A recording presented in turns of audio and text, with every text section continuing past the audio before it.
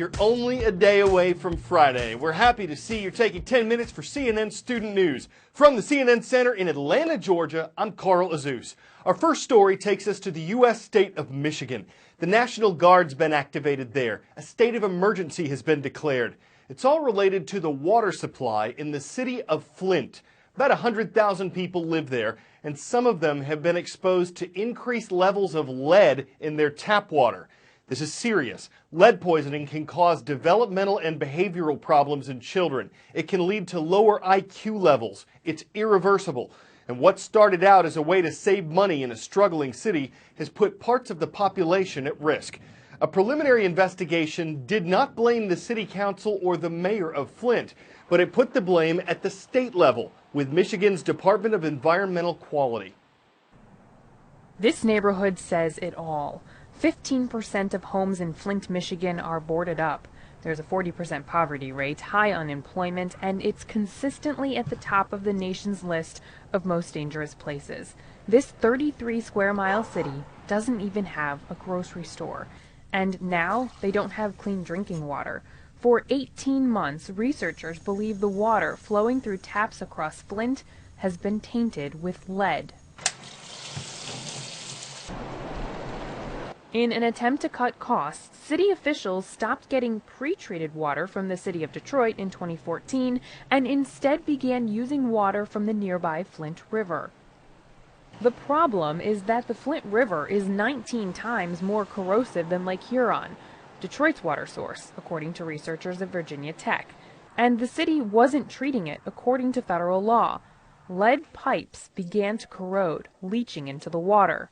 Dr. Mona Hanna-Atisha is a pediatrician at Flint's Hurley Children's Hospital. It is a well-known potent neurotoxin. There's tons of evidence on what lead does to a child. After hearing her patients complain about water that looked and smelled and tasted funny, she decided to investigate. Using publicly available data on lead levels in children in Flint, she found that the percentage of lead in kids doubled, even tripled in some places after the water switch. Here's how this happened. The corrosive Flint River water goes from the plant to the water mains, to the service lines to homes. In Flint, the water mains are made of iron, which turns some of the water brown. And half of the service lines and pipes in Flint homes are made of lead. I built this place with my tax money! For at least a year, city and state officials denied anything was wrong. The former mayor, Dane Walling, publicly drank the water to make a statement. But a 2011 study had also warned that the Flint River was corrosive and needed to be treated.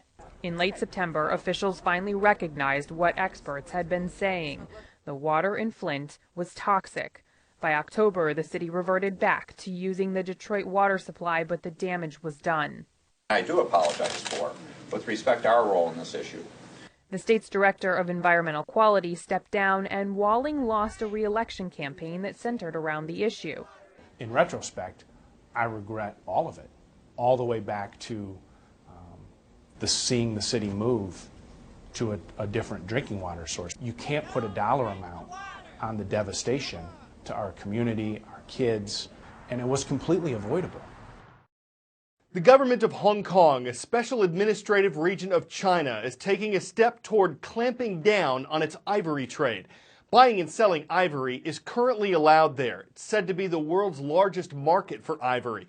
The valuable material comes from the tusks of elephants. It's durable, attractive, easy to carve. It's been used to make everything from jewelry to figurines to piano keys.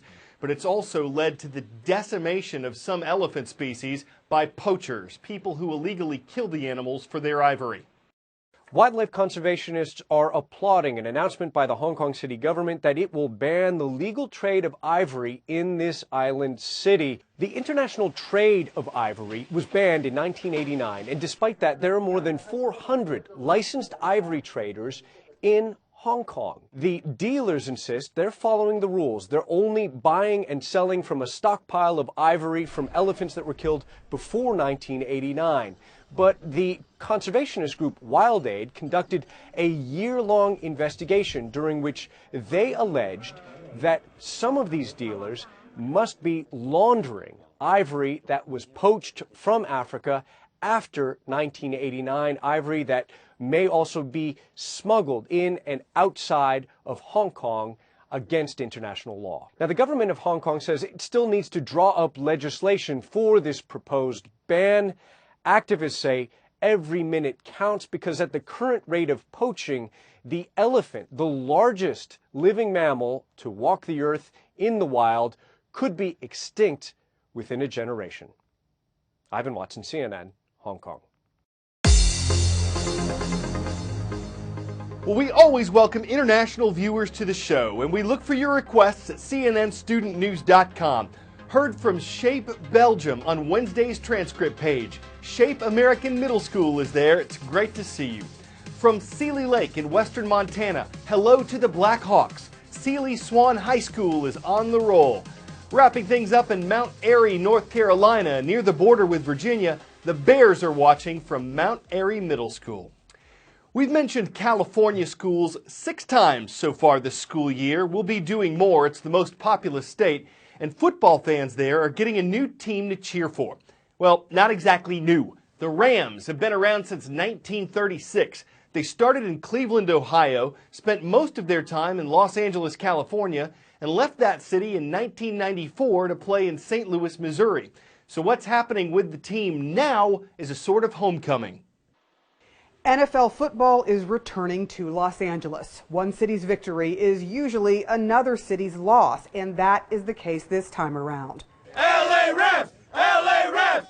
This year, the St. Louis Rams will now become the Los Angeles Rams. And if there were any confusion over why the team left St. Louis, the NFL commissioner cleared that right up. We felt that we needed to have the kind of stadium and kind of project that had the vision, that had the facilities that would really bring a new kind of fan experience to the NFL and to Los Angeles. But that is not all. 2 other NFL teams got golden opportunities. This agreement also allows the Chargers to relocate to Los Angeles as well. If they do not exercise that option, the Raiders would have the option also to move to Los Angeles, or to move to Los Angeles with the Rams. The San Diego Chargers and the Oakland Raiders have been trying to get their respective cities to pony up and pay for a new stadium with public money, but that hasn't happened. If one team opts for LA, it will play in the same stadium as the Rams in Inglewood, California. LA Rams fans couldn't be more thrilled to have their team back. They never should have left. They belong to Los Angeles, and that's why I get so upset when I even think about any other team coming here. For St. Louis Rams fans, the new deal is a bitter loss. C'est la vie. Yeah. I don't know. Maybe we'll get another team, one that wants to be here, right? I think that we've given them all we have, and if they don't want it, then move on. And they are moving on, relocating this year to Los Angeles, but they'll be in a temporary stadium. Their new stadium, the commissioner says, won't be completed until 2019. Sarah Seidner, CNN, Los Angeles.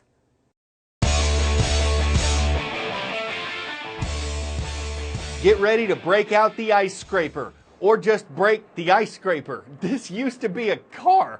It was parked overnight near Lake Erie in Buffalo, New York, and a blast of Arctic air plus 47-mile-per-hour winds plus water from the lake equals a carsicle. And there's a sheet of ice all around it, so it'd be hard to drive even if you could get it started. The owner says it's probably damaged and that he'll have to get rides from his folks until it thaws.